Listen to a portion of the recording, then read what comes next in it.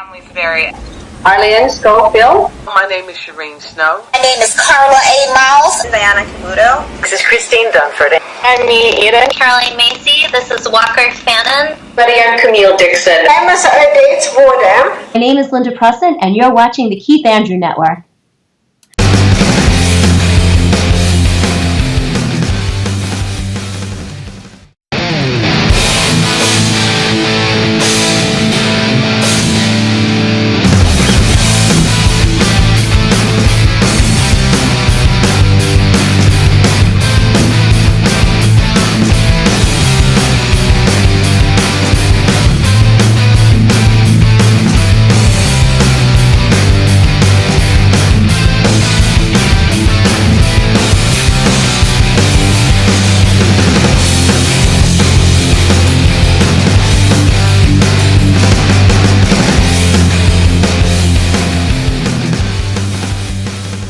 Ladies and gentlemen, welcome to 448. I'm here with Connie Lamothe. I just want to say thank you for being a guest on my talk show. Well, thank you so much for having me. I appreciate being on the show tonight. Oh, absolutely. The honor's all mine. You're supporting a good cause and making a new friend out of it, so it's a win-win. Absolutely.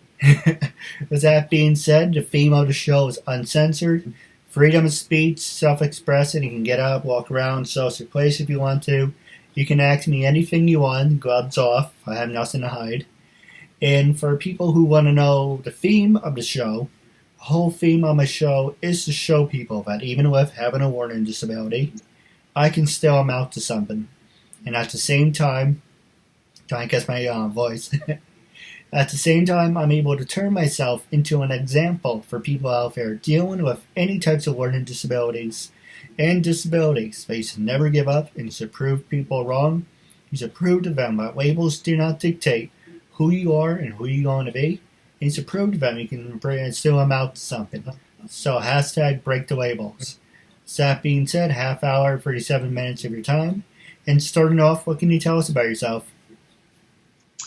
Well, first of all, let's see. I am California born. Have been in Virginia, though, most of my life. And have been involved in entertainment in one form or the other since I was 5 years old. And currently, I have a talent management company. It's CCL Talent Management Agency. On top of that, I am coaching. I'm an acting coach, so I work with a lot of young people, all the way up to, any age. I guess my oldest student right now is in her 30s. I'm a filmmaker. I've made, produced, and directed several of my own films, and I'm an actress. So that was really, of course, how I got started in this business. So that's just a kind of a brief description of myself and what I'm doing right now.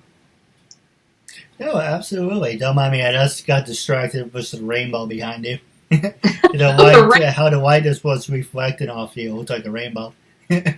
Oh, very good. I like rainbows. Yeah, they're really nice. It's one of those beautiful things. That's right. So, next question I was going to ask you was, did you do any sports growing? Before we jump right into your acting career, I'm going to ask you the easy ones first. So, did you do any sports growing up? And were you athletic or were you a study nerd? No, actually, I was not what most people think of. I was a horseback rider. And really what's kind of interesting was that when we moved from California to Virginia, I was young. And the very first thing I remember about coming to the beautiful state of Virginia was that there was green grass and white fences. And in those white fences were horses. And so as a little girl, I was just, fascinated, loved horses. And so at 9 years old, I started taking horseback riding lessons, learned how to ride English. So from the time I was that age up until about 10 years ago, I rode all my life, had numerous horses, used to compete in horse shows, had a couple of my own equestrian centers.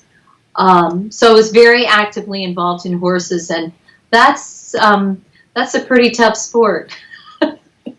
So you went from hang 10 to saying hee-haw, right? Exactly. Yeah. Yeah. The next thing I was going to ask you is do you still do horseback riding? And I don't now. It's been, I think it's been about 10 years since I've ridden. I miss it so much. It's hard to have something that you do every day and then you just kind of stop abruptly. I sold my last 2 horses, and it was, let me tell you the story because it's a little bit funny. I had the biggest or the tallest horse in the barn. He was 17 2.5 hands, and so that's a relatively tall horse. But I also had the smallest one. So I had the 2 at the time. So I had Mishu, who was my great big tall horse, and then I had a miniature horse that was, I don't really remember how many inches, but maybe like 30 inches tall. So it was kind of like a Mutt and Jeff kind of thing. And, I loved having a big horse. Always when I was, the whole time I was into horses, I always wanted to be on the tallest horse. There's just something for me. I was relatively tall, almost 5'8", so it was kind of fun for me to be on a big tall horse. But then I got this little one, and I used to take that little guy everywhere. Just I'd snap on his lead chain, and we'd walk everywhere. He'd go into the bathroom with me. He'd go into the feed room in the barn. And these are places you don't take a full-size horse. But anyway, so I don't ride anymore. Oh, you don't walk the big horse walks you. Well, hopefully that's not the case, but I know that that's happened to me several times, yes. And you mentioned that you had a big horse and a small horse, and it popped in my head, and he mentioned 2 names. I think the one about Max and Spike. Spike, I can't remember the other one's name, but it's from Looney Tunes. It was the pet bulldog, and then it was his little companion. It's like, what are we going to do today? What are we going to do today? So that's reminded me of the 2 horses. But it's kind of like that. Right. Yeah. Well, it's funny that horses are kind of really not different than dogs in that the littlest dogs sometimes are the most fierce. And really, in the dog brain, there's no difference whether you're the great big tall dog or you're the little tiny dog. In my house, I have a German Shorthair Pointer, and then I have a Black Lab German Wire Hair Pointer cross. Okay? And then I have my little dog, who's in here with us now. He's an older guy. He is a Dachshund Yorkie cross, so he's really little. I mean, he's really, he's only this tall off the ground. But he rules the roost. And that's the way it is sometimes with these small ponies and these miniatures. They have a lot of attitude. That's true. I have 2 dogs. One's named Fifi. She's not a standard miniature poodle. And she's a big pushover. She's my dad's dog. She's a lover, not a fighter. She would see someone from a distance, bark, bark, bark, bark, bark, bark, bark, bark. But when you walk over to her, she surrenders. And exactly, yeah. And my other one. That's the way my 2 big dogs are. Yeah, I didn't mean to interrupt. I'm sorry. No, that's no problem. And my other one, Charlie, he passed away. But he was small, but he was fierce. He's like, the worst I can do is bite your toes. But, at least he didn't back down from anyone. Right, yeah, well, I know that's how my little dog is. He does not back down. He's pretty bossy. You know, if he's got a bone, if I give him like a milk bone, nobody can pass him. So wherever he's sitting, and truly, he is probably not but maybe 10 inches tall sitting up. So when he's sitting there, sitting up, and he's got that bone, all those other dogs are sitting there. They're waiting. They know that they can't cross his path until he's finished that bone, otherwise he's going to get after them. And what's even funnier is that as old as he is, he's lost a lot of teeth. So he really doesn't even have any biting power, but it doesn't matter to them, he's still the boss. I have to get this video on, take this video of my cat, Mr. Molly. It's pretty safe. We got him in 2000, so he's pretty much about between 18 and 17. And he's at the old age where he doesn't care. So he will jump on the table. If you're eating fish, he will snatch it out of your plate. And it's it's really funny. We went to Jake's Old Back Burger, when they were good. And we had some French fries, and we left the bag on the table. And like, oh, should we watch the bag now? That should be fine. We walked away. And I came downstairs. His head was in the bag. He took a French fry, looked at me, looked at the bag, and ran away. That sounds like a cat that you could write a story about or something. He's got a lot of personality. Well, he's a perfect example of reincarnation. He has people eyes, and we took him to the vet, and the vet even said, yeah, there's someone definitely in there. He walks around, he says hello, he opens doors. Thank God he doesn't flush the toilet. But he does other things. He's a good boy. But yes, I was actually thinking about writing a book called The Adventures of Mr. Molly. Oh, I think you should do it. Absolutely. Yeah. I used to have, I've got the 3 dogs now, but I used to have 5. And so I used to think, or I wanted to write a book and call it The Dogs of Fisher Hill. And anyway, of course, now, it's all these years later, and we've lost, out of the 5 dogs, we lost 3 of them. So they've all passed on, but at least they're in a better place. Yeah, that's right. They went over the Rainbow Bridge. Now, the next story. We're talking about stories. The next question I was going to ask you is, I'm trying to make every interview different. So basically, I'm going to ask you a couple of questions, and you can answer how you like. So with your company, I do have a couple of questions off the air that would love to talk to you about. But with your company, have you worked with people with special needs? And if people with special needs who want to work with you, how do they go about it? Okay. Well, yes, I have worked with people with special needs.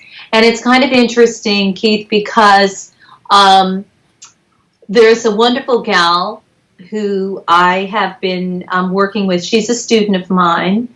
I've been working with her for over a year. She is a Skype student. She does not drive, and she is disabled.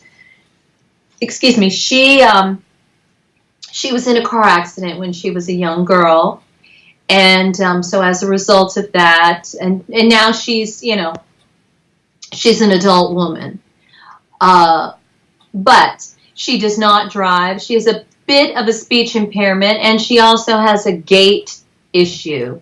So walking for her is difficult. She has issues with her knees and that kind of thing. And all this based on a car accident that she was in. I think she was either 7 or 9 years old. So this has been a lifelong disability for her. She's an amazing gal, and she's a great actress. I'm really impressed with her. And in fact, in the time that we have been working together, she has really improved. And what I love about her is that she does not let her disability get in the way of what she wants to do. I love the fact that she has a very positive attitude, and rarely do I ever see her without a smile on her face. She's a very happy girl, despite the difficulties that she has had in her life. And, I have to tell you that she gets work. Not as much as she would like, but she actually has, she's gotten out there, she's done some shows, she's been a part of an improv troupe, and I think that's excellent. I tell her every day, that I'm working with her, how proud of her I am. I encouraged her. I guess I can't remember if this was, in the last year or maybe just a little bit before that. But I did encourage her to maybe to start a group. And she did. And it's on Facebook. It's a Facebook page for actors that have disabilities. If anyone, were to be interested in that, I could give you that information so that they could contact her. No, I would love to have her on the show. Yeah, oh yeah. That would be lovely. That would just be lovely. I know that would really make her feel like, just like you, like she's doing something to make a difference. And, sorry, that's my dog. He's coughing. I have that effect on people. Yeah, so that's not me. That's my dog. He's coughing. He's got a little... Unfortunately, he's old and he has a heart murmur, so it makes him cough. But, so that's the one gal. And then, yes, I have worked with other folks that have disabilities. I just worked with a young man last week, and I'm really hopeful that his mother will sign him on with me regularly. I participated in a event at a elementary school, and one of the things that I did was I gave a free acting class away, and this was the young man that won it. And so he came to see me, and to be honest, I did not ask what his disability was. I guess it didn't really matter to me, in that, I had kind of met him previously, so I just figured I would just work with him, and we would do, we would work together, and I felt kind of like I would work with him in a manner that was comfortable for him. So sometimes you have to kind of feel that out with people, you have to kind of figure out what is, in their comfort zone and what isn't, especially when they're young like this, because he really didn't know me other than to just have met me for a few minutes. So, but he was so great. He was probably one of the most fun kids that I've ever worked with. So I'm really hoping that his mom brings him back. We've been in touch, and she has been reaching out to me. So I'm hoping that will be the case. But absolutely, I open my doors to anyone and everyone. And I admire you for this show that you're doing, because I do feel like, absolutely, get rid of the labels. Just deal with people as people. And anyway, so that was the first part of the question. What was the other part of the question? I'm going to be honest, I don't remember. The part of the question was, how could they work with me? How could they... Oh, do you work with people, and how can they get in contact with you? Okay, that's pretty simple. I do have a website. It's www.ccltalent.com. So they can certainly connect with me through my website, or they can email me, and my email is cclprotalent@gmail.com. Now, the next question I was going to ask you, what classes do you offer in services, and what is the youngest and what is the oldest? Okay, well, as far as classes go, I teach privately. I teach either of two ways, in my studio or online. Now, the majority of anybody that's out of state, for the most part, I'm teaching with, or I'm working with, or we're on Skype. So it just depends with each person, what education have they had thus far in, with their acting. And so I kind of pick up where they are and go forward with them.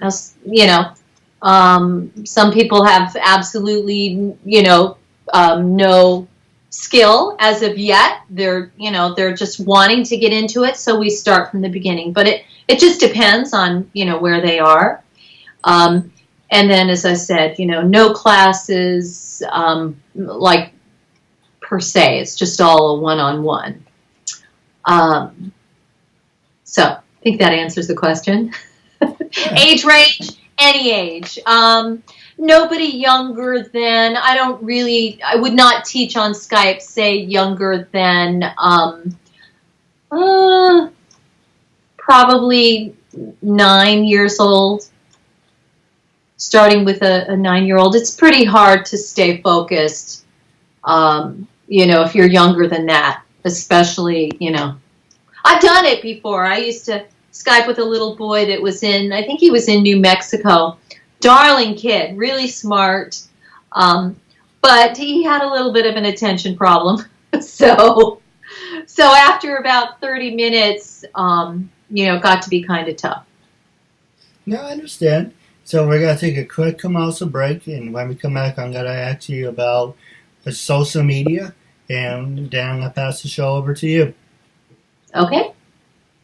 Me, Mark Medley. Hi everybody, this is Mark Neely. Barry Babick.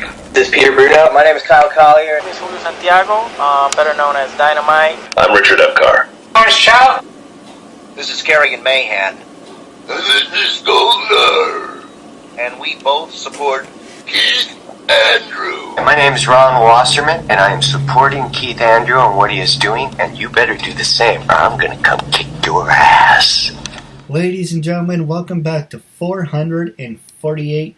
I'm here as a good friend, Connie Lamothe, and with the last 15 minutes left, I'm going to ask you two hard-hitting subjects, and I'm going to pass the rest of the time over to you. And the first one is, how do you feel about social media, and do you think social media dictates if you're good enough to work with, and if you're, let's see, let me rephrase that. Do you think social media can make you or break you? And what I mean by that, if you have a big following, should people follow you? Or if you have a good message, should that be good enough? That's a really tough question. I think that, sadly,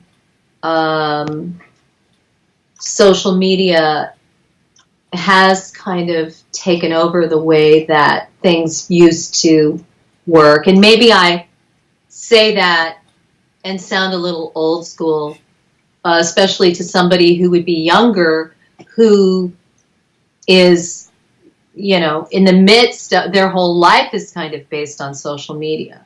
But for those of us, people like me, who grew up when TVs used to be something that you turned on and off from the actual television set. And, if you wanted to get something said to somebody, in another state, you either called them on the phone or sent them a letter. In my lifetime thus far, things have changed tremendously. And being in this industry, especially being a talent manager, I constantly stress the importance of social media to the actors and the talent that I'm working with, because that is truly the way stars are being born today. Many, many, many years ago, it used to be that a young woman or a young man was discovered by a studio executive, when they got off the bus and showed up in California, in Hollywood. And today, that is not the case at all. As everyone knows, lots and lots of people are discovered because somebody is sitting there pouring through YouTube, looking at, all of these different talent that are on there, and they're looking at their ratings and their numbers and the amount of hits they're getting. And, and then of course you've got people that are doing it because they're making money that way. But, even on a show like Ellen's got staff that sit around and specifically look on YouTube for young people to bring to the show. Now, even though that's the trend, and even though, some executives that I have dealt with in New York City that have talked to me about my talent, whether they were singers or they were actors, and stressed the importance of their social media, whether it be their, Twitter or their Instagram, those being really big things, Facebook, yes. But, those have been stressed. I would also say that that old school part of me says, look, you can't let that define you. The competition is crazy, but I would say absolutely, never give up. Keep pushing, keep trying. It could just be that one day that you do, just one thing differently that makes a difference, and you get a lot of hits off of it, or what have you. Absolutely, I don't think that you can only rely on social media, but I know that it is, probably the more important, I guess. Is that what I want to say? Not more important. I don't know the word I'm looking for, but that social media is, it's the thing. It's the thing that, really matters to be seen. But you're saying, if you have a passion for something, but you're not getting a lot of hits, should you keep going? Absolutely, you should keep going. Every day is a new day, and there's a new opportunity. Somehow, it could just be one little thing that could happen. One person could make a difference. And who knows, maybe tomorrow somebody could, watch something that you're doing and think, I want to help that guy. And they could be somebody of big importance. And the next thing you know, you've got those numbers. You've got the followers, right? Yeah, so I agree with you. I guess. Yeah, so that's my answer. I was just thinking, you mentioned a TV where you had a knob, you had to turn it. My brother had a small TV, had a Star Trek sticker on the side, and it was one of my favorite TVs. It had a knob, so every time you hear the clicking sound. That's right. And it had 2 to 13, and then the cable box came out, and you still had to lower it manually. But look at televisions, they came a long way too. Oh yeah, absolutely. Yes, I love the fact that now we can just sit there and we can pretty much do just about everything we do on our phone or our laptop or our desktop or our pad to to the same as on our TV. It's all the same. So, but yes. Well, with that being said, you have to stay on top of technology. That's the thing. Because all of this that we think is so incredible right now this will all be passé in no time. In no time at all. In really the blink of an eye or the snap of our fingers, we will be doing new things, different things that right now we're not even imagining, you know. And this is life. So yes, we have to stay on top of what's happening with technology, especially if we want to be seen and heard. We want to share our message.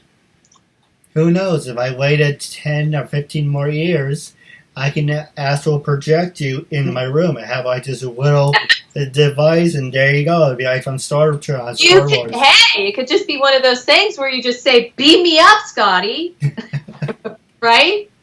Well, supposedly they're working on teleporters, and that would be great for transportation. Right.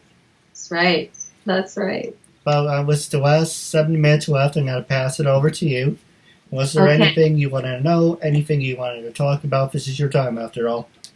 I do. So I think that, well, first of all, I want to say thank you so much for inviting me and giving me the opportunity to, be a part of your show. And so I would like to ask you about, what is your interest in acting? Well, actually, I was got to bring my albatross in.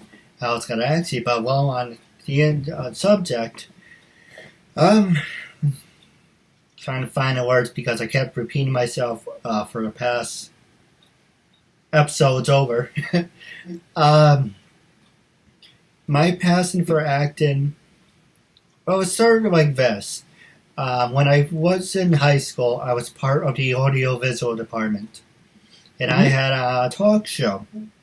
It was the Keith Andrew Power Hour, the Keith Andrew and Tony show, the Keith Andrew and Andrew show, whatever who I was with. You know, if we were at school together, it'd be the Keith and Connie show. But it would be the same message. And then I gave up on it because I have high school BS and everything. And then, hope the dog's okay. Yeah, he just can't help it. I'm sorry. Don't worry about it. I have a cat with asthma, so I understand. Right. So a couple years went by. It's about 2008. I got sick at a retail. Long story about that. And when I was recovering, I came across this show, Suits. And I fell in love with the characters. You know, I wanted a boss like Harvey Specter. I wanted to be like Michael Ross. Have like a hot girlfriend like Rachel. But, I didn't know how to approach it. So I went to West Point. I got trained as a custodian.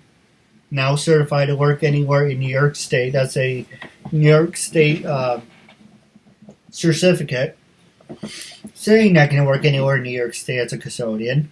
And I tried working at Home Goods, and at the time I had a job coach. For people who don't know who job coaches are, they help people with special needs. You know, like with occupations or access or whatever. They help people with special needs. And she kept micromanaging me, and she would watch me clean. And then my coworker would stand there and watch me clean. I'm like, you guys are freaking making me uncomfortable. I feel like one of those ant things in an ant glass. It's like, oh, if you stare at it, it won't move. So I said I didn't want to do it. I don't feel comfortable doing this. And I was unemployed. I got disability money. And I was sitting with my family. This is after Hurricane Sandy. And my brother's like, I don't know what to do with my life. I don't know what to do with this. I'm the youngest out of 4 brothers and 1 sister. And he's the one before me. Saying, I don't know what to do, blah, blah, blah. And he's like, oh, you can take the state exam. You can say you can go back to college. Go talk to him. Go talk to her. He knows people. And I said, what about me? And they said, what about you? Why do you piss people off? I don't know if that's a talent or something. But I piss people off. I have poor mannerisms. I have poor people skills. I learn and read at a 5th grade level. I'm not educated. And they kept making idle threats like I'm going to be a burden for somebody or I'm going to be in a group home for the rest of my life. And I said, you know what? Screw it. I'm going to show you what's a disability. Look at what I'm able to accomplish. in 2013. Don't ask me why, and I should have it recorded for every time I said this. Don't ask me why. It seemed like a good idea, but I did 72 phone interviews. And sorry, it's just as far as I have it. So it says I did 72 phone interviews. People from The Amazing Spider-Man, Dragon Ball Z, let's see, Spider-Man, Dragon Ball Z, and a couple other ones, actors and voiceover people. And people say, you have this great format. Why aren't you big or bigger when you portray yourself to be? Why don't you have people helping you? Why aren't you on TV or radio? And I said, well, would you like to help me? I said, no, if it's not meant to be, then if you can't do it yourself, it's not meant to be. I used to hang out and be like, yeah, thanks a lot, asshole. So I used to get annoyed. This one guy said to me, my advice to you is do it over and do it right. And try a different format. So thanks to him, I got up to 300. Unfortunately, I made another mistake. That I wasn't taking people at their word. Not doing permission forms. And so basically I got up to 300 and people slowly came out and said, yeah, my agent said, my publicist said, you're degrading, you ask a lot of stupid questions, because I was recording like this, what you see on the reflection right there, it's pretty much what the camera saw. This is how season 1 and season 2 was. Then season 2 was like this, okay, here's the camera, and there you guys see myself.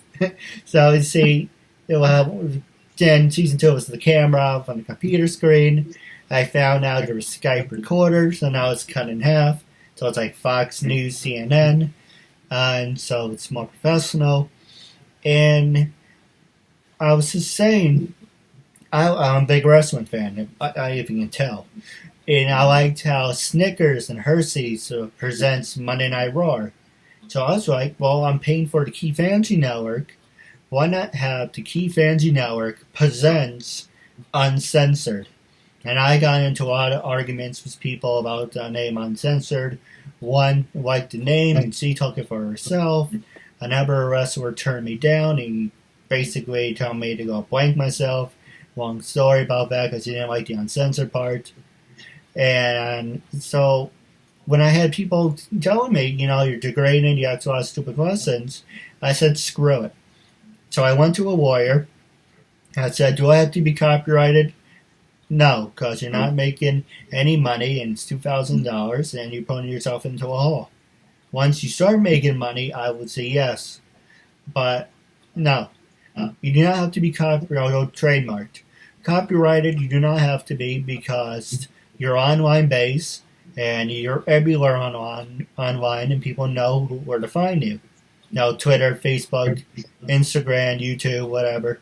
You said your biggest mistake was you were taking people at their word and you weren't having them sign permission forms. So I went back to 300. He said, here's why you signed the form. It's basically I introduce myself, tell you the concept of the show.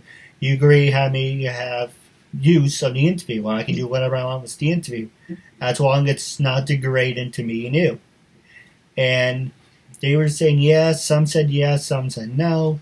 I had to swallow the 150, so I got up to 200.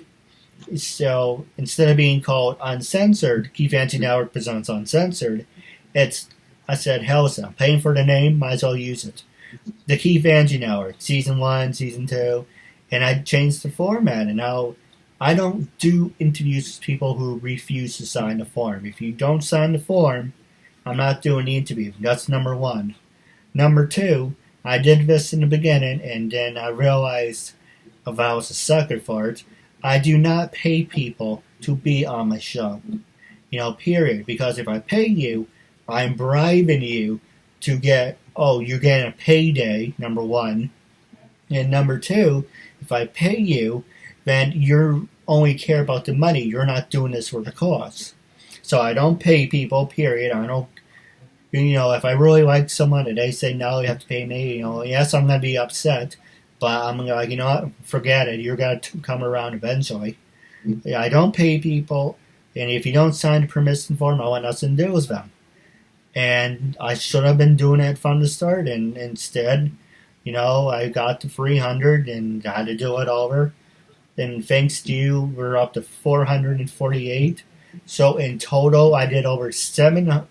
Still drives me nuts talking about it. I did 772 interviews in total. Wow. And about officially, I did 448.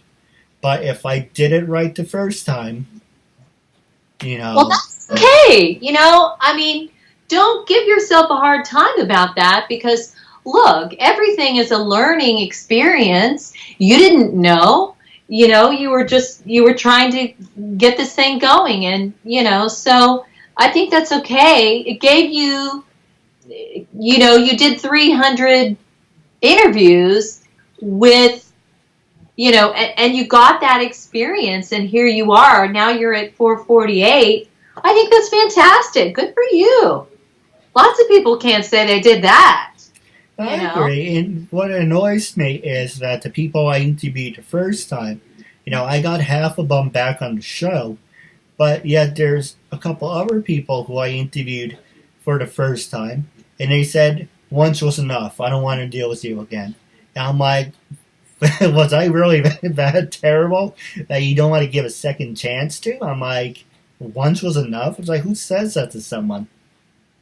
Well, I think someone that has a good heart, and is appreciative of the good work that you're trying to do, then they're going to come back because they want to help you. And that's kind of what it's all about. It's about just lending a helping hand. And those people that with a good heart are going to do that for you. And then those people that don't are really only, their focus is maybe a little bit more on themselves, or, who knows what. But you should not let that deter you. You should just continue to push forward. There are plenty of people to interview, right? No, absolutely. And the other funny thing they always said to me was, I think you're doing a terrific thing, but I want nothing to do with it. All right, so it sounds like an oxymoron. This is the life.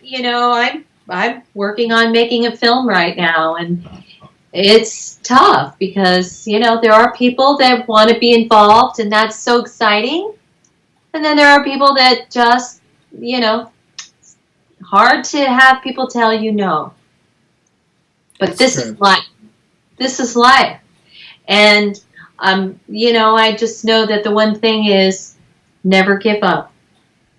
Never give up. Never, ever, ever give up.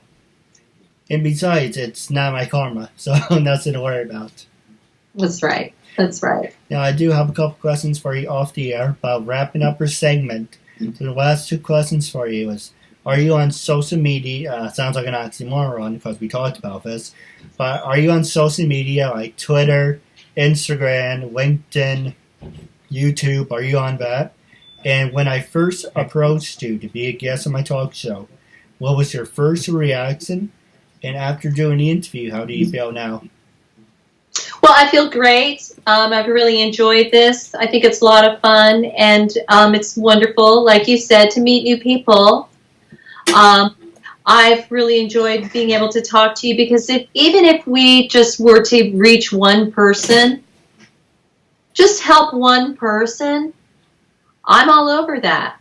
So you don't have to ask. You don't have to ask me. Yes, I would come back.